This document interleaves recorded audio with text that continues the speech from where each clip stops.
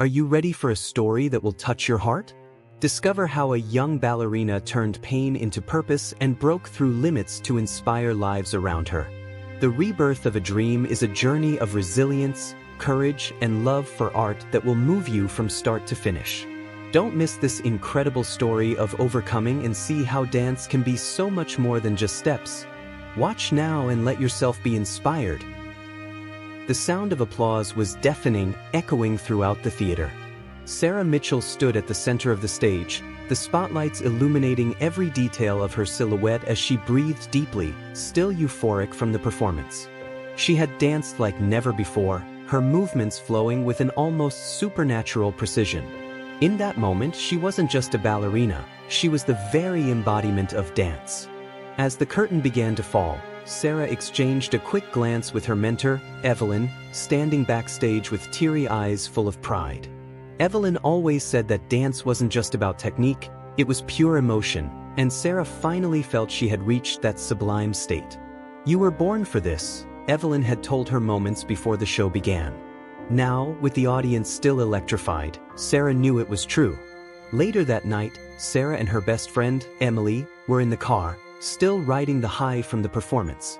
Emily, who was also a dancer but had never achieved the same level of acclaim, couldn't stop praising her. "Sarah, you were incredible. I swear, everyone was mesmerized." Sarah laughed, tossing her hair back. "It was magical, Emily. I finally feel like it was all worth it. All those nights rehearsing until my feet bled, all the times I almost gave up, tonight was the payoff."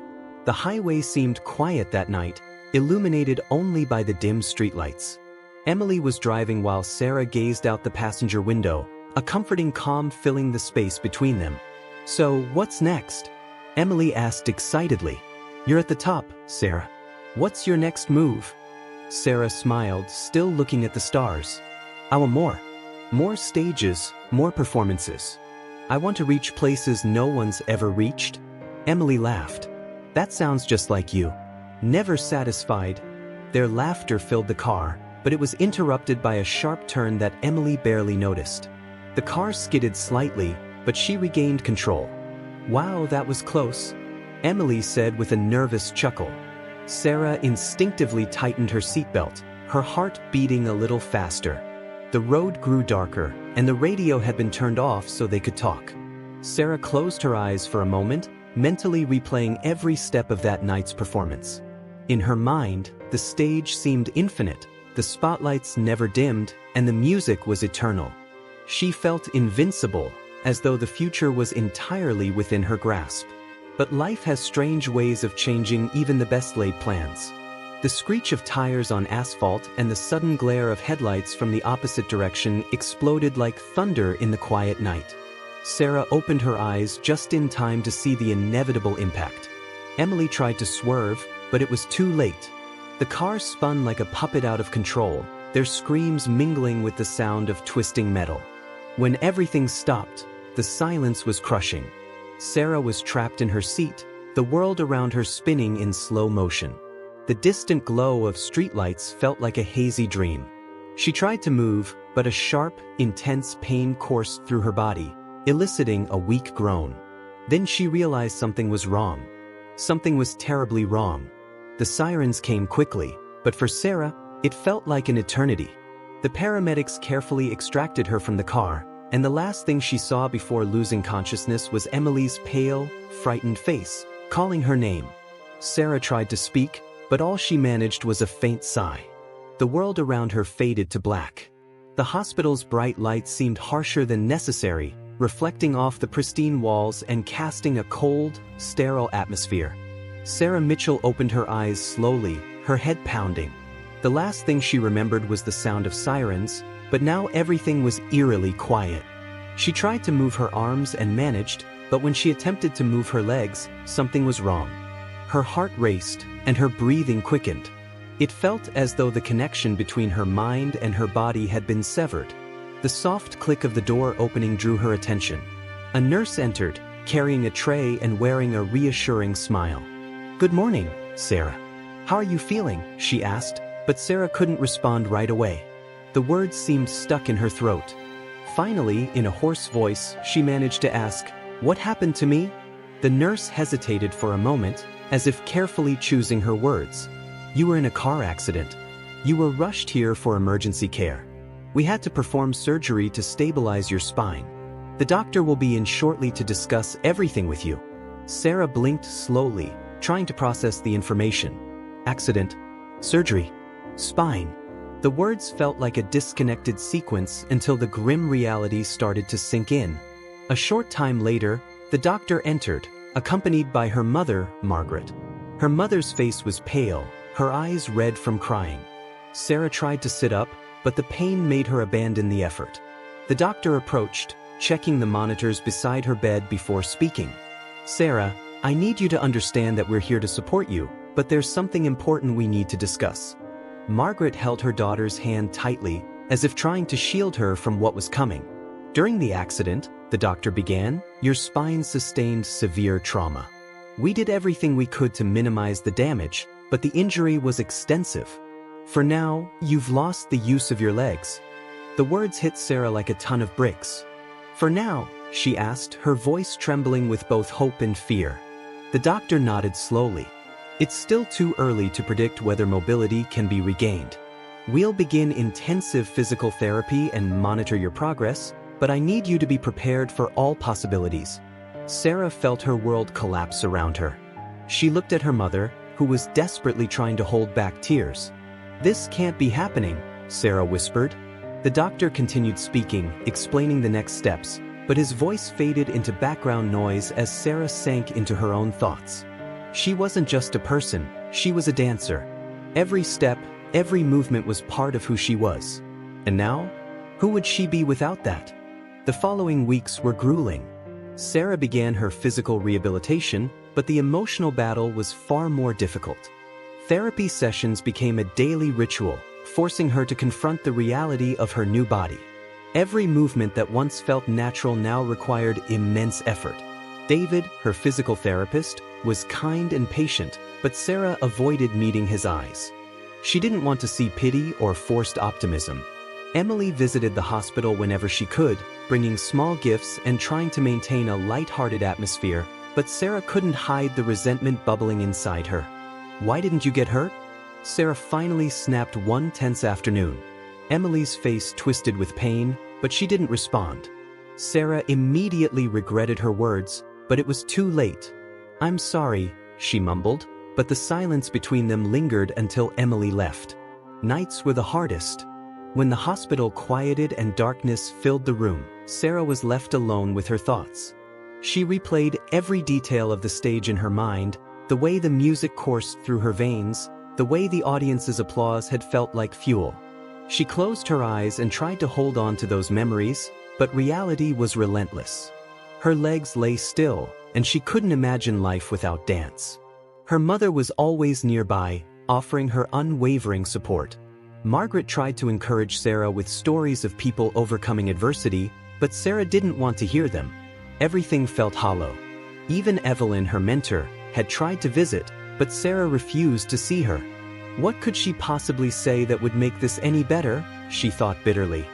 One night, staring at the ceiling, Sarah realized something. She wasn't just physically injured, she was completely lost.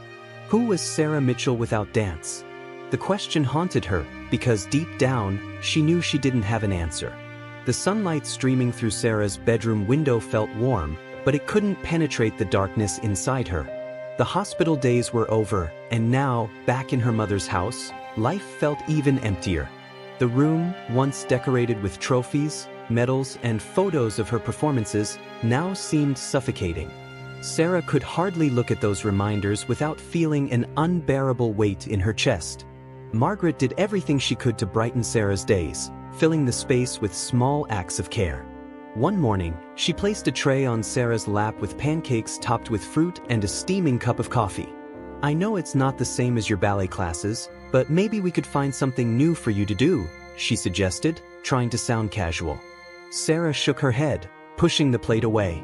"I don't need hobbies, Mom. I need my legs." Her sharp response made Margaret sigh and leave the room quietly. Emily had tried to reconnect, but Sarah ignored her messages. There was something unbearable about Emily's life carrying on as if nothing had happened. To Sarah, it felt like the world had moved forward while hers remained frozen in that awful moment. Each day was a repetition of the last, until the silence grew oppressive. One morning, as Sarah stared at the blank TV screen, Margaret entered her room with a determined expression. "Sarah, I want you to come with me today." "It's a surprise," she said, grabbing Sarah's wheelchair. Sarah frowned, hesitant. "I don't want to go anywhere." Margaret leaned down, resolute. "I'm not asking. You need this." Reluctantly, Sarah let her mother help her get ready and wheel her to the car. During the drive, she kept her gaze fixed out the window, ignoring Margaret's attempts at conversation. When the car finally stopped, Sarah lifted her eyes and saw a simple building with a sign that read, "Community Center for Dance and Inclusion." Her stomach churned. "Is this a joke, Mom?" she asked, her voice laced with bitterness. Margaret silently pushed the wheelchair toward the entrance. Inside the center, the sound of children's laughter and soft music filled the air. Sarah looked around, bewildered. In one of the rooms, children with disabilities were rehearsing a simple choreography. Some were in wheelchairs, others used crutches, but all of them had smiles that lit up the space. A knot formed in Sarah's throat. "Why did you bring me here?" she asked, her voice trembling with emotion. Margaret knelt beside her, meeting her gaze. "Because I thought you needed to remember how dance can transform lives. No matter what form it takes." One of the children, a little girl named Lily, noticed Sarah at the doorway. She paused her dancing for a moment and waved shyly. Before Sarah could react, a tall, energetic woman approached. "You must be Sarah Mitchell," the woman said, extending a hand. "I'm Rachel, the center's director. Your mom told me you were a dancer. We're always looking for volunteers." Rachel's proposal felt almost insulting to Sarah. Volunteer? Her, one of the best, now teaching children who could barely perform basic movements? Before she could refuse, Margaret interjected. "Just think about it, Sarah. You don't have to decide right now." Back in the car, the silence between them was heavy. Sarah didn't know what to say. Something about the experience had unsettled her deeply but had also left a small impression. The image of the children dancing, free despite their limitations, lingered in her mind. There was something there, something she couldn't quite understand, but it stirred something inside her. That night, lying in bed, Sarah closed her eyes and tried to push away the thoughts that surfaced. Maybe it was just a fleeting distraction. Or maybe, for the first time in weeks, it was the spark of something greater trying to reignite within her. The days that followed were a mix of silence and restlessness for Sarah. The images of the community center and the children dancing continued to replay in her mind, like an echo she couldn't shake. She kept wondering how those children could smile so brightly while navigating their own limitations.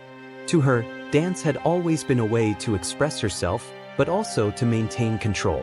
How was it possible to find freedom in a body that didn't respond? "You're thinking about the offer," Margaret said suddenly, interrupting Sarah's thoughts.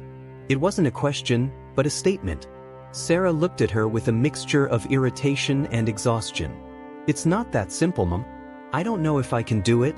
Margaret sat down beside her, her tone calm but firm. "You never knew what you could do until you tried. You taught me that when you were just a little girl."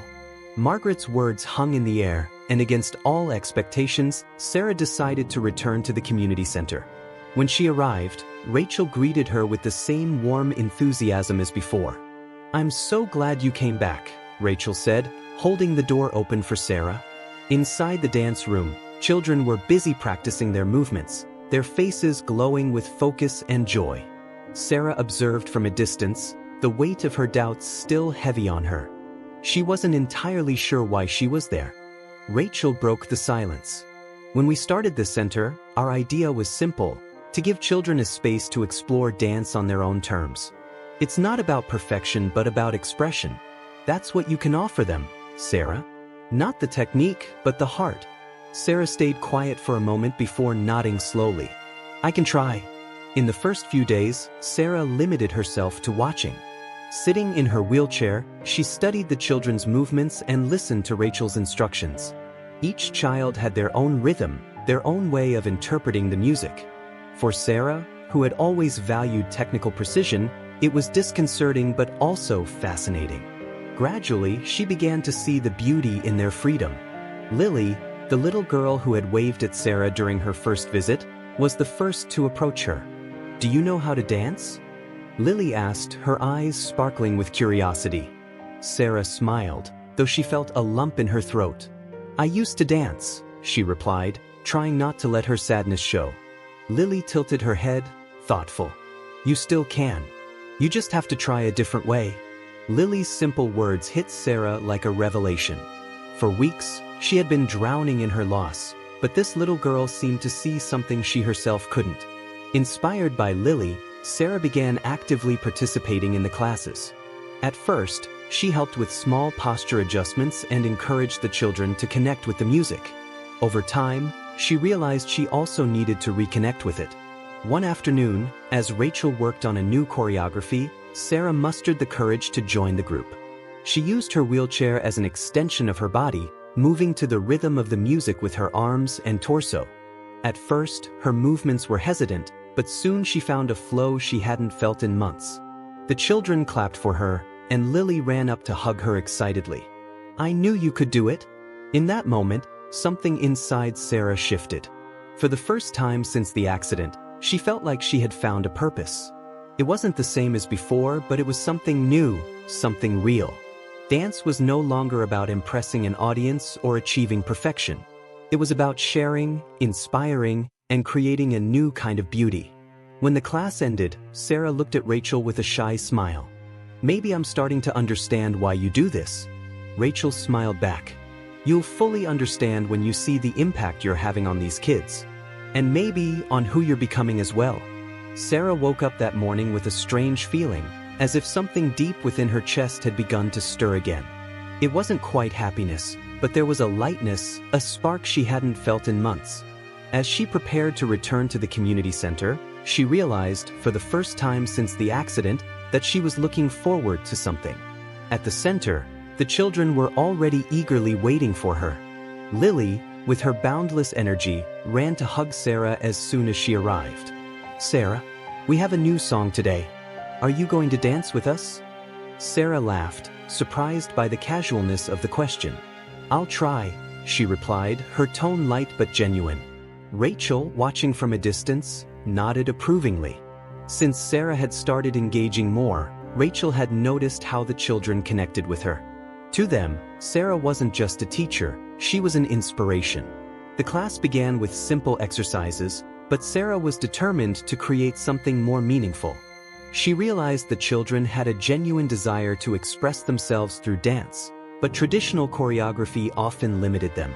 "How about we try something different today?" she suggested, capturing everyone's attention. "Let's create our own movements. Don't worry about how it's supposed to look. Just feel the music and let your bodies respond." The children were excited by the idea. Lily lifted her arms in the air, spinning clumsily but with a smile that lit up her face. Another boy, Josh, began clapping to the rhythm of the music while using his wheelchair to create patterns of movement. Watching them, Sarah felt something she had almost forgotten: pure, unfiltered joy. Over time, the sessions at the community center became more than just classes. Sarah started working with Rachel on adapted choreography that highlighted each child's individuality. She also found ways to use her own wheelchair as part of her dance, showing the children that they could create beauty with their bodies, regardless of their limitations. However, not every moment was easy. There were times when Sarah felt overwhelmed, especially when she caught herself holding on to expectations from her past self. One afternoon, while rehearsing choreography, she tried to recreate a move she had performed before the accident but failed miserably. Her wheelchair slid backward, almost toppling her over. The emotional impact hit harder than the physical, and she left the room, trying to hide her tears. Rachel followed her into the hallway, giving her space before speaking. "You know you don't have to prove anything to anyone, right?" she said, her voice calm but firm. Sarah shook her head, wiping her face with her sleeve. "I know, but sometimes I feel like I'll never be enough. Not for them, not for myself." Rachel knelt beside her, holding her hands. "Sarah, you are enough. Not because of what you can do, but because of what you're doing. These kids don't need perfection. They need you." Rachel's words echoed in Sarah's mind as she returned home that night. Sitting in her living room, staring at the ceiling, she realized she was still clinging to the past, like an anchor holding her back.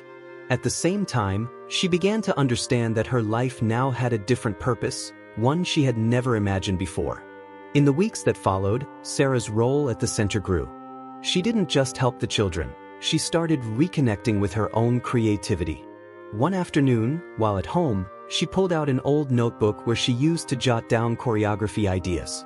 The pages were filled with scribbles and notes, many of which were no longer usable, but Sarah felt a new inspiration. She began sketching movements that could work for wheelchairs, for children with crutches, and for those who danced with only their arms. When Sarah presented her ideas to Rachel, the director was visibly moved. "This is amazing, Sarah. With these choreographies, we can create something truly special, something that's never been done before." Together, they started planning a performance to showcase not only the children's progress but also the power of inclusive dance. Preparing for the event was intense. Sarah worked with the children every day, fine-tuning movements, rehearsing tirelessly, and most importantly, encouraging them to believe in themselves. Each child had a moment to shine, showcasing their unique personalities and strengths. Lily, for instance, had a sequence of movements combining arm spins with small jumps. Josh impressed everyone with the patterns he created by moving his wheelchair in sync with the music. As the rehearsals continued, Sarah noticed a transformation within herself. It wasn't just about teaching or creating something for others. It was also about rediscovering her own passion for dance. There were moments when she found herself smiling without realizing it, feeling once again connected to music and movement. Finally, the day of the performance arrived. The auditorium was packed with parents, friends, and community members, all eager to see what the children had prepared. Sarah was nervous but excited. When the music started and the children took the stage, each one with a sparkle in their eyes, she felt an overwhelming wave of pride. The performance was an absolute triumph. The children danced with a freedom and joy that captivated the audience. Sarah also took part, leading a section of the choreography that demonstrated how dance could be reimagined even in the face of adversity. When the show ended, the audience erupted in applause, many standing with tears in their eyes. Backstage, Lily hugged Sarah tightly. "We did it," she exclaimed, her voice full of joy. Sarah laughed, holding her close. "Yes, we did." Rachel appeared shortly after, her eyes shining with emotion. "This wasn't just dance, Sarah. It was something much bigger. You changed lives today, including your own." That night, as Sarah returned home, something inside her felt at peace. She knew challenges lay ahead, but now she had something far more important, a renewed sense of purpose. For the first time, she realized she didn't have to leave dance behind. She just needed to dance in a new way. The big day had arrived. The fundraising event for the Community Center for Dance and Inclusion was being held at a local theater, and Sarah could hardly believe what they had built together. For weeks, the children had rehearsed tirelessly, and Sarah had worked side by side with Rachel to perfect every detail of the performance. Now, as she looked at the empty stage under the morning lights, she felt a mixture of nerves and pride that took her breath away. The children were backstage, adjusting their costumes and practicing the final movements. Sarah approached Lily, who was more excited than ever. "Are you ready to shine out there?" Sarah asked, smiling. Lily nodded enthusiastically. "I'm not even nervous, Sarah. I just want everyone to see that we can dance, even if we're different." Those words struck Sarah deeply. There it was, the heart of what they had created. A performance that wasn't just about dance but a testament to resilience and beauty. As the audience began to fill the theater, Rachel approached Sarah with an excited look. "The tickets are sold out. We've got people from the entire community here. They came to see the kids, but most importantly, they came to see what's possible when we believe in everyone's potential." Sarah nodded, feeling the gravity and significance of the moment. This was more than a performance. It was a movement. The soft strains of music began to play, signaling the start of the show.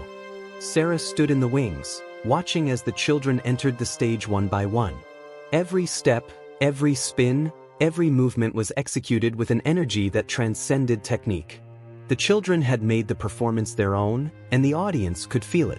The theater was utterly silent, as if no one wanted to miss a single second.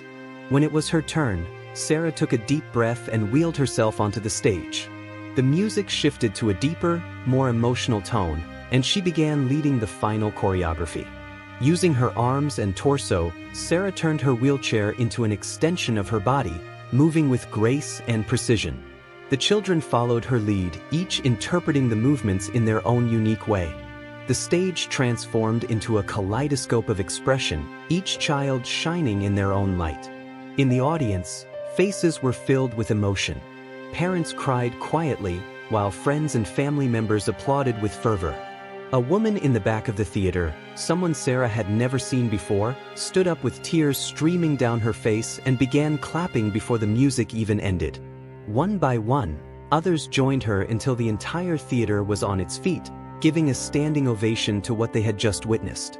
When the music finally stopped, Sarah and the children remained on stage, catching their breath and soaking in the moment. Lily was the first to run to Sarah, wrapping her in a tight hug. "We did it!" she exclaimed, her voice brimming with joy. Sarah hugged her back, feeling more whole than she had in years. Looking out at the audience, still clapping and cheering, she realized something she had never understood so clearly before. Dance wasn't just about movement or technique. It was about connection, inspiration, and transformation. After the performance, Sarah and Rachel went to the theater lobby to greet the guests. Many parents approached them, tears in their eyes, thanking them for what they had done for their children. One mother held Sarah's hands tightly, her emotions still raw. "You didn't just teach my son to dance," she said. "You gave him something no one else ever has, confidence." Sarah was speechless, but the woman's smile said everything she needed to hear. Later that night, while cleaning up backstage, Rachel approached Sarah with a satisfied expression. "I think tonight was more than a success," she said. "It was the beginning of something bigger." Exhausted but radiant, Sarah looked at Rachel and smiled. "I think so too. And I can't wait to see where it takes us." Back at home, Sarah sat on her bed, gazing at the night sky through her window. The journey to that moment had been filled with pain and challenges, but also with discovery and rebirth. She knew she would never be the same person she was before the accident, but that no longer mattered. She had found a new way to dance, a new way to live, and that was more than enough.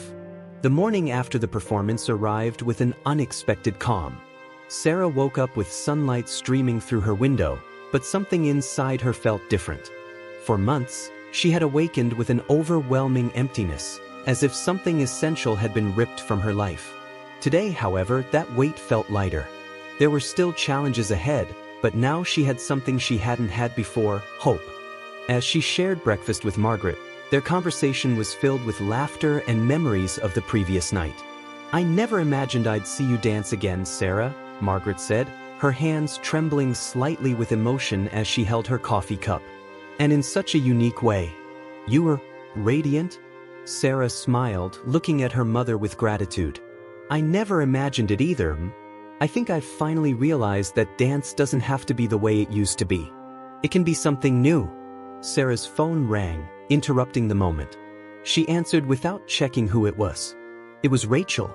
"Sorry to call so early," Rachel began, her voice brimming with excitement. "But I have some news to share. The event raised more funds than we expected. This means we can expand the program to include more kids and even open new classes." Sarah sat silently for a moment, absorbing the news. "That's amazing, Rachel. The kids deserve it. They're incredible." Rachel paused before adding, "You're a big part of this, Sarah. Think about the impact you could have if you continued teaching." Rachel's words stayed with Sarah throughout the day.